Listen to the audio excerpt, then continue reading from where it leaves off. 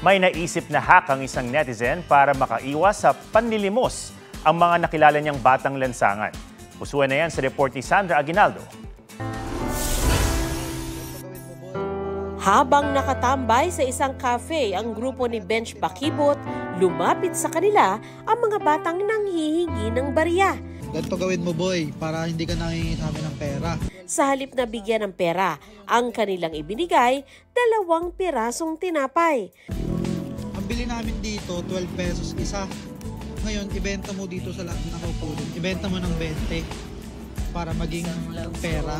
Wala pang 5 minuto, agad na bumalik ang mga batang nakangiti. Ang kanila kasing tinapay, sold out. Ilan? Tingin? O, di ba? Naging 50 pesos na. Binigyan kayong tip. Di ba? Ang galing nyo. Apir. Ang kanilang kita, umabot sa 300 pesos na ipinambili rin nila agad ng gatas para sa nakababatang kapatid. Ika nga nila, give a man a fish and you feed him for a day. Teach a man to fish and you feed him for a lifetime. Bagay na sinasabuhay raw ni Benj. Kasi po yung pag binigyan nyo sila ng pera, parang masasanay din sila eh.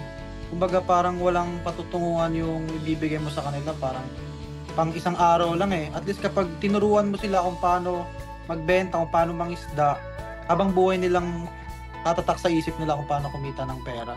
Agad itong pinusuan ng mga netizen na naantig sa ginawa ni Benj. Kahapon, nung bumalik kami, yun po, nakabutan po namin sila, nagbebenta sila ng ulit yung tinapay. Tinuloy-tuloy pa rin nila. Naglimos kayo?